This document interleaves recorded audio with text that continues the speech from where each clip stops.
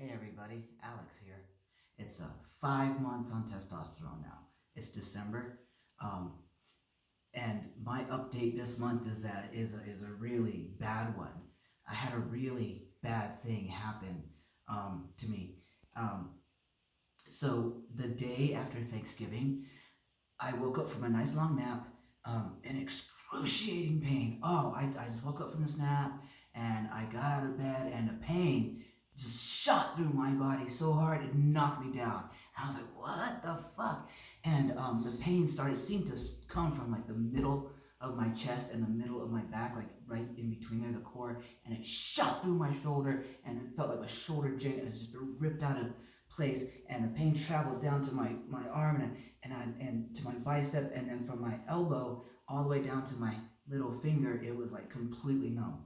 And the pain was just excruciating. It felt like it was exploding, and I didn't know what was going on. I thought, oh God, did I like sleep wrong and I pinched a nerve or something? This is awful. And I'm running around the house trying to figure, trying to like work it out, and it just nothing I did, nothing I like, no position I put in or any kind of like anything helped at all, and I could barely walk, but I could but I couldn't sit still and stop on my feet. It was horrible, and luckily it was in the afternoon, so it wasn't long before my girlfriend came home from work, and I'm hopping around the house and screaming, and she's like, "What is going on? What's going on?" And so I'm telling her I just woke up with this incredible pain, and I think I pinched a nerve or something. This is just, I can't get in a good position. And so I was describing the pain to her just like I did to you, like it shot from my chest and back and down to my shoulder. My left arm was just numb and in a lot of pain. And so she googles this. And she said, "This sounds like a heart attack. Those are heart attack symptoms." Like, no, I can't be having a heart attack. I'm too young. I'm only 48. Maybe it is a heart attack. I'm not as young as I think. And but I've been working out. I've been eating right. I should like be clean and healthy right now. But who knows what goes on with these things? She's like, no. I think this is a heart attack. We better get to the hospital right away. And I was in so much pain. I was like, I don't care what this is. Let's get to the hospital and fix this because ow. And I get to the hospital, describing my symptoms, and they're like, "Oh, you come in with chest pain." I'm like, "Well, it's really kind of in my arm, but okay, yeah, we'll go with that." And so they immediately take me to the ER, and I'm describing to everybody that the pain, like, "Oh, that's a heart attack. That's a heart attack." And so they give me nitroglycerin pills, and they made me feel kind of loopy and everything. And I thought, oh, that feels better. So like, oh, okay, nitroglycerin's helping. Okay, so it's a heart attack. And so they proceed to do other tests like the X-ray and EKG and stuff like that. And I think I even had a CAT scan. So all the scans were showing perfectly normal. Nothing's wrong with the heart or anything like that. But this whole time they're like, well, let me sidetrack here. I live in a very small town, and our hospital here is not really equipped for anything beyond, a stab wound or a gunshot wound or, shit we typically get in this town. But if you're having something serious like a heart issue, they're not really equipped. They don't have the right equipment. They don't have the right staff to deal with such a thing. So what they normally do is they transfer you out to a bigger city like Santa Fe, Albuquerque. So that's what they were going to do. They were on the phone for hours and hours trying to get me into a cardiac unit because they don't really know how to handle this. I mean, they can give the nitroglycerin to stop a heart attack right then and there, but if there's a cardiac issue that needs to be looked at, they can't do that. They don't know what to do. So for hours and hours, I'm just sitting there in pain, thinking this whole time, oh my God, I'm having a heart attack. Thinking, what what could have caused that, and how is this going to affect my life from here on out, assuming I survive the heart attack. And I thought, the testosterone, we know it puts you at risk for these kinds of things. And I was like, oh my God, if the testosterone had caused this, they may, take me off of it, and then I won't be able to transition. And I was starting to think right there in the hospital, I was like, well, fucking let the heart attack take me, because if I can't continue the treatments, the testosterone treatments, I don't really have a strong will to live beyond that. And that was a very deep and dark and sad thought I was having for the entire night I was there in the ER while they were trying to get me transferred. Back to the transfer. It's COVID, right? It's in the midst of the COVID, our second round where everyone is getting hit really, really hard. Our hospitals are overflowing, so they couldn't take me. There was no cardiac unit in the entire state that could take me. They were just too full with the COVID. So I'm stuck in this rinky-dink small town hospital with doctors who don't know what to do because they're not cardiologists. They think it's a heart issue, but all their tests are coming up negative. It's a big mystery to them. Um, so they're going to let me stay in the hospital overnight to observe in that little small hospital, which was fine.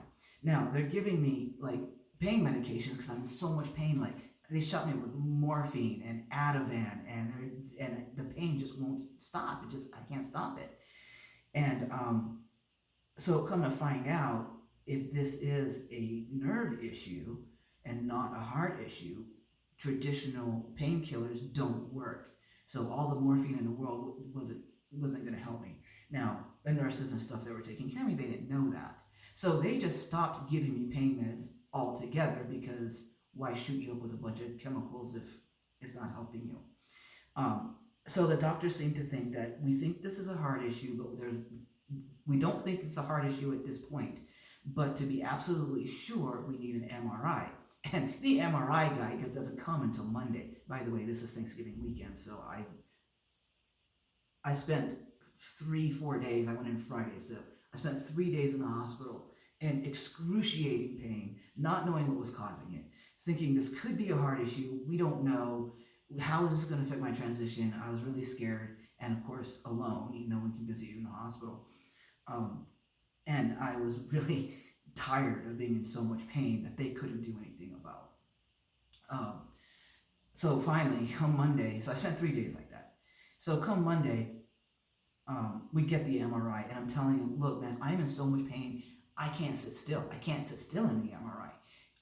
I don't know how we're going to do this. You're going to have to like seriously sedate me or something because I can't. So they did. They tried their morphine and Adderall again, and it was barely enough just for me to sit still for, 20 minutes in the MRI, and I don't think I did a good job.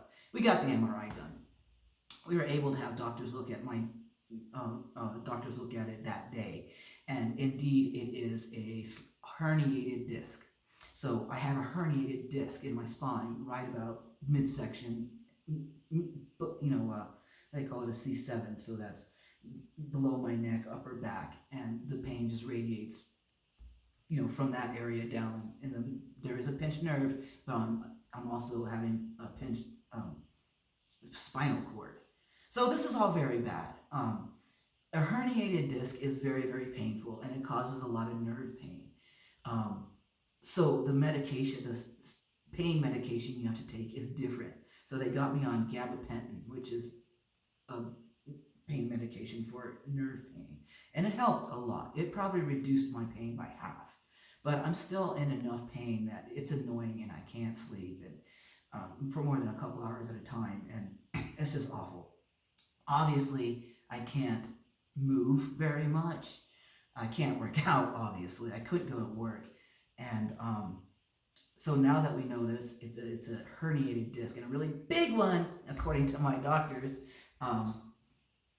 The heart thing is off the table, and thank God, because if I couldn't continue with the testosterone treatments and I couldn't fully transition, my entire thought that day when I thought I was having a heart attack was that I hope I don't survive this. If I can't continue transition, I don't really have a strong will to keep on going.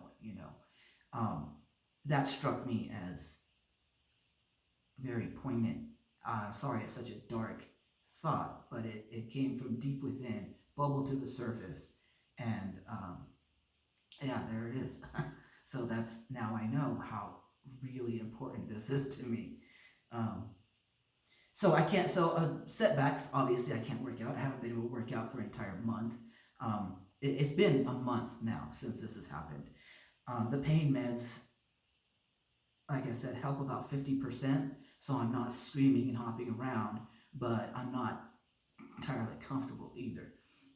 So just a few days ago, my girlfriend decided, hey, oh, by the way, my girlfriend is such an angel. She's been taking care of me this entire time, waiting on me hand and foot, making sure I get my pills on time, even when it's at 4 o'clock in the morning. She wakes up, feeds me my pills, makes sure I'm getting enough to eat. She's absolutely amazing with this. Thank God for her, man. If I was a religious person, I would get down on my knees and thank the beings that be. But as it is, I need to get down on my knees and thank the woman who is living with me and taking care of me and worship her like she's a freaking angel, because she is. So she decided to take a trip up to Colorado. She says, I don't know if this is going to help or not. All my friends said you should do this. So I'm going to take a trip up to Colorado, which is only a couple hours away for us. She comes back with some edibles. And I was like, man, I don't do drugs. I don't even want to do this. It'll affect my job if they test me, and stuff like this. And she said, no, it's like mostly CBD, very little HTC. It's not going to make you high. It's going to theoretically take your pain away. So I'm so fucking desperate. It's been a month since I've been in this kind of pain. So I'm like, yeah, sure, let's try it. And guess what? Pain, 0. It was like, you know how they always ask you what levels your pain at, like 1 through 10? Finally, I could say 0. No pain whatsoever. Unfortunately, it did make me stoned, and I don't like that. I don't like being fuzzy-headed and out of it and, feeling stupid because it makes you giggle all the time, and I feel like I'm going to fall off the couch and pee my pants. It's just, I hate being on drugs, I really do. But at this point, I'll put up with it for the pain. Good news, though. We were able to talk to a neurologist fairly quickly, even amidst all this COVID shit. And he said this is serious enough to get me into surgery ASAP. Now that's difficult to do with COVID and everything. The governor has declared only essential surgeries can happen at this time because hospitals are so full. I was very concerned about whether this would be considered an essential surgery. It's not life-threatening. However, come to find out, if we let it go too long, I could actually get some of the stuff I'm feeling permanent, which means I could lose the ability to use my fingers, because right now I can't even use this one, and the numbness will spread and everything, and then I could lose the use of my extremities, and that is considered essential. Loss of life or limb. So thank God I can get into surgery really quick, and I'm going into surgery 3 days from now to replace that entire disc that is herniated in my back. They say after this, you're good as new. However, they won't sign off on any heavy activity for a month afterwards. So I still can't work out. I can't go back to work for a whole month after my surgery. Hopefully I'll be feeling good enough to do little things like go for a walk, or maybe even do some stretching and some baby yoga. So bummer, real big setback. 2 months out of the gym. I'm not going to be able to work on my body. I'm really bummed about that. But good news, it's not a heart issue. I can continue transition, and thank God for that.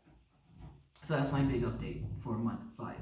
All right, talk to y'all later. I think my pets are trying to get in through the door. It's time to go feed them. So see you next time. Bye.